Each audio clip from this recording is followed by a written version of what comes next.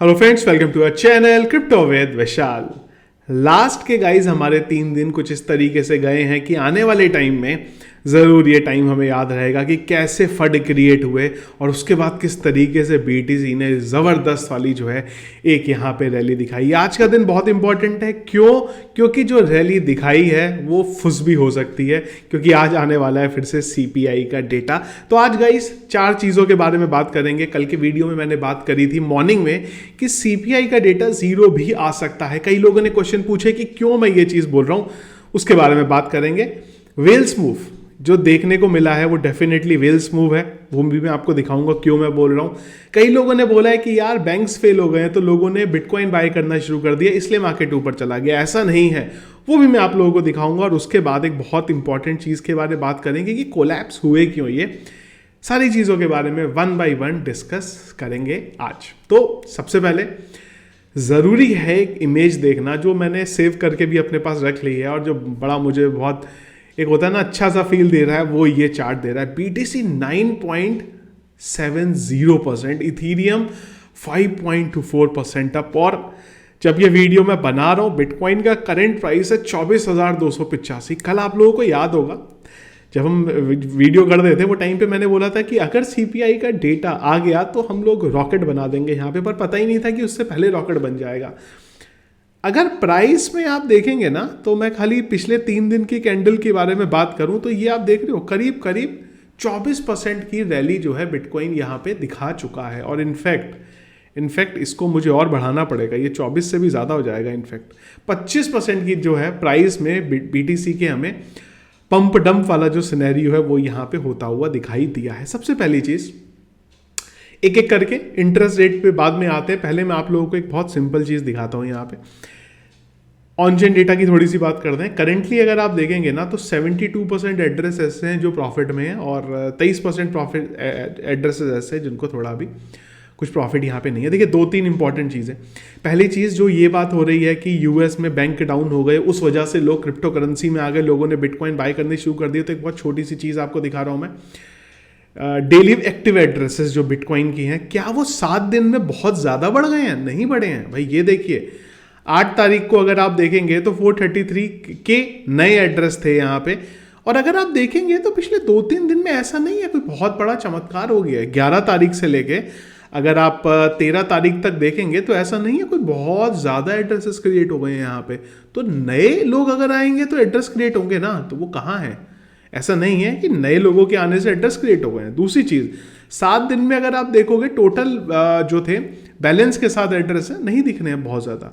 अगली चीज़, एक बहुत इंपॉर्टेंट चीज़ जहाँ से गेम खत्म हो जाता है, वो रहा आपका ये वाली चीज़। देखिए नहीं, ये नहीं, नीचे मिलेगा हमें एक, थोड़ा सा नीचे आते हैं। हाँ ये वाला नहीं, सॉरी, मैंने एक्चुअली ना निकाल के रखा हुआ था पर शायद, हाँ ये वाला चार्ट एक बार देखते हैं। ये देखो कौन सा चार्ट है, ट्रांजैक्शन काउंट बाई साइज मतलब ये दिखा रहा है कि एक पर्टिकुलर अमाउंट के कितने ट्रांजैक्शन हुए। ये बहुत इंपॉर्टेंट चीज़ है। यहां से ना आपको समझ में आएगा क्या हो क्या रहा है। ये देखो, अगर मैंगो पीपल आए हैं, आम जनता आई है यहाँ पे, तो वो कितना बिटकॉइन खरीदेगी भाई? $1,000 का, $1,00,000 का, 10 लाख का, यहाँ पे कुछ इस तरीके से खरीद लेगी। नॉर्मल आदमी आके मिलियन में तो बिटकॉइन खरीदेगा नहीं। अब आप देखो डिफरेंस, देखना आप देखो, मैं सारे ना प्राइस पहले बंद कर देता हूँ, उसके बाद आपको एक एक करके खोल के ऑन करके दिखाता हूँ। यहाँ पे देखो, क्या 7 दिन के अंदर $1 तक वाले ट्रांजैक्शन बहुत ज्यादा बढ़े हैं? नहीं बढ़े हैं। अगर आप चार्ट देखो तो ठीक है जी। क्या $10 वाले ट्रांजैक्शन बढ़े हैं 1 से? नहीं बढ़े हैं। क्या $100 तक के ट्रांजैक्शन बढ़े हैं? नहीं बढ़े हैं।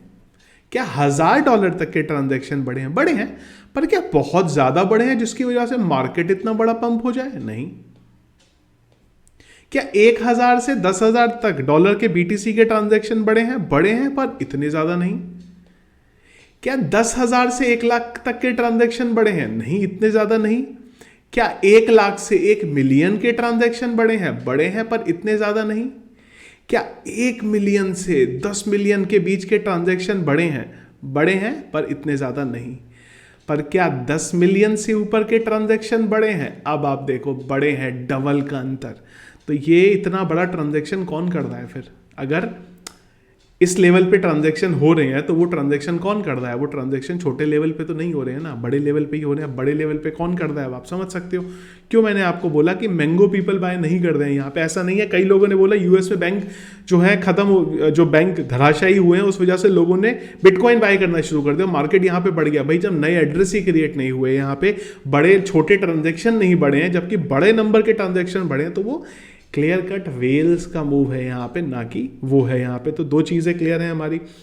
इंटरेस्ट रेट जीरो पे हम लोग आते हैं कि क्यों मुझे लग रहा है कि होना हमें होता हुआ दिखाई दे सकता है, उसके बारे में एक बार मैं आपको बताता हूँ। देखो, उसके लिए ना पहले आपको एक बहुत सिंपल सी चीज़ समझनी पड़ेगी कि इंटरेस्ट, ये जो बैंक्स हैं कैसे काम करते हैं। बहुत जल्दी क्विकली मैं इसको करूँगा रैप अप, फिर क्योंकि आगे भी चलना है। मैं देखो, बैंक जो आए हैं ना वो पैसा कमाने के लिए आए हैं, जितने भी इंस्टीट्यूशन हैं उनको कमाने के लिए आए हैं। कोई आपको क्या बोलते हैं, फ्री में कोई देने के लिए कोई कुछ नहीं आया। तो बैंक्स क्या करते हैं, बैंक्स हमारा जो अमाउंट है वो अपने पास रखते हैं, उसके बदले बैंक हमें हमारा हमें जो कुछ भी अमाउंट वहाँ पे दे देते हैं, जो हम एफडी या इंटरेस्ट हम जो करते हैं, हमें जो इंटरेस्ट मिलता है वहाँ से वो आ जाता है हमारे पास, ठीक है।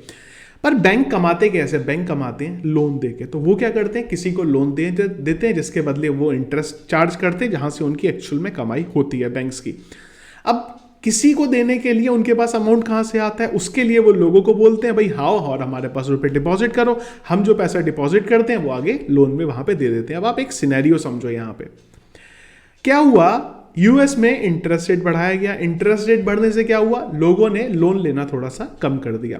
अब आप समझो, जब लोग लोन लेना कम कर देंगे, लेकिन जो मैंगो पीपल है वो अपना अमाउंट जब वहां पे डिपॉजिट करता है और उस डिपॉजिट के बदले जो रिटर्न देना पड़ता है बैंक को, वो तो देना है, और बैंक को ये तो दिखाना है ना प्रॉफिट में चल रहे हैं। तो वो टाइम पे बैंक क्या होता है, बैंक को फिर कहीं से तो पैसा कमाना है, इंटरेस्ट रेट बढ़ रहे हैं, लोग नहीं आ रहे, तो बैंक को फिर बाहर अपना इधर उधर अपना पैसा इन्वेस्ट करना पड़ता है।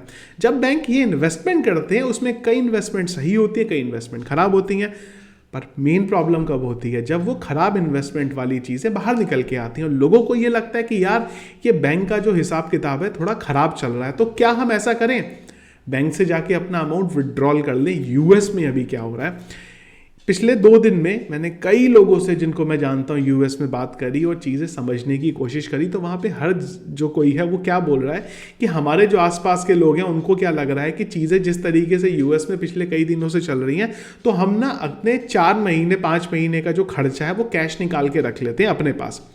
अब आप समझो, बैंक की कमाई कहाँ से है, इंटरेस्ट रेट से। इंटरेस्ट रेट बढ़ रहा है इसलिए लोग इंटरेस्ट रेट में नहीं जा रहे हैं। जो सेविंग है लोगों की इस खतरे की वजह से, क्योंकि बैंक को कमाने के लिए कमाना था, इधर उधर इन्वेस्ट किया, तो लोगों ने बोला अब हम वो सेविंग भी निकालेंगे। तो अगर वो सेविंग ही निकल गई लोगों ने वो पैसा निकाल के अपने पास रख लिया, तो बैंक के पास पैसा नहीं होगा। बैंक के पास पैसा नहीं होगा तो जो इंटरेस्ट मांगने, जो लोन भी मांगने आएगा उसको भी कहाँ से देंगे, और क्या होगा, जो अभी सिनेरियो वहां पे हो रहा है। कई लोग वहां ये कर रहे हैं कि यार पैसा को निकाल के अपने पास रख ले रहे हैं अपने फ्यूचर यूज के लिए, और वही कहानी वहां हो रही है। तो अब क्या है, अब या तो यूएस में ये बोला जाए कि हम इंटरेस्ट नहीं बढ़ाएंगे। देखो 2 तरीके हो सकते हैं, या तो बोलो इंटरेस्ट नहीं बढ़ाएंगे, या फिर से प्रिंटिंग चालू कर दो, नोट की प्रिंटिंग चालू कर दी। तो वही तो सारी कहानी हुई थी इंटरेस्ट रेट बढ़ाने की कोविड के चक्कर में, क्योंकि प्रिंटिंग हुई इतनी। अब प्रिंटिंग फिर से कर देंगे तो जितना सब कुछ करा वो नहीं हो पाएगा। तो हो सकता है, मुझे लगता है इस बार इंटरेस्ट हमें बढ़ता हुआ ना दिखाई दे। यही चीज़ मैंने कल बोली थी, पर कई लोगों ने कल क्वेश्चन करा कि मैं कैसे बोल सकता हूँ जीरो।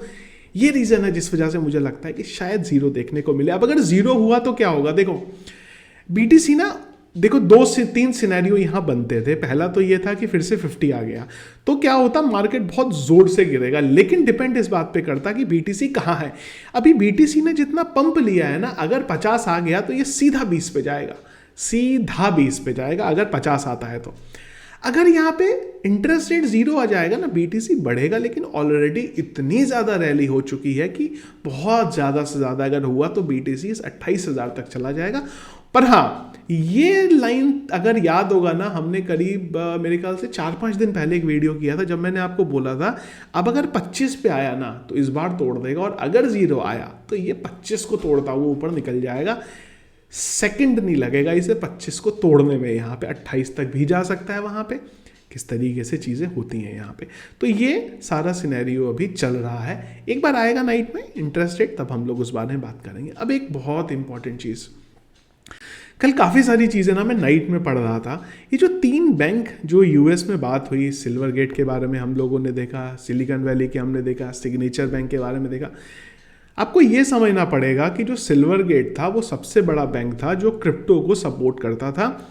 इवन जो सिलिकॉन वैली था और जो अभी सिग्नेचर बैंक के बारे में कल कहानी आई थी, ये भी क्रिप्टो को सपोर्ट करते थे। तो क्या हो रहा है, समझो इस बात को, ये क्रिप्टो वाले बैंक बंद हो रहे हैं। अभी क्यों हो रहा है इन्हीं बैंक्स के साथ यहाँ पे? देखो, अभी मैंने आपको ये चीज़ भी बोली कि क्यों जो इंटरेस्ट रेट जीरो है और ये बैंक क्यों नुकसान में आए, क्यों बैंक बंद होने की कहानी है वो मैंने करी। पर सडनली वो बैंक जो टारगेट हो रहे हैं बाकी बैंक में से जो क्रिप्टो फ्रेंडली हैं, जो क्रिप्टो को बहुत इजीली करते हैं चीज़ों को करने के लिए, कि आपको क्रिप्टो में, आप क्रिप्टो से रिलेटेड कंपनी हो तो हम आपको फेवर करेंगे, उन्हीं बैंक के ऊपर ज़्यादा टारगेट कहीं इसलिए ना हो रहा हो कि यूएस की कोई स्ट्रेटेजी हो। अब देखो, वो जो बैंक्स, जो 3 बैंक के बारे में बात हो रही थी, अब उसका कंट्रोल किसके पास जा रहा है? अब उसका कंट्रोल गवर्नमेंट के पास जा रहा है। अगर कंट्रोल गवर्नमेंट के पास जा रहा है तो गवर्नमेंट काफ़ी हद तक चीज़ों को कंट्रोल कर सकती है।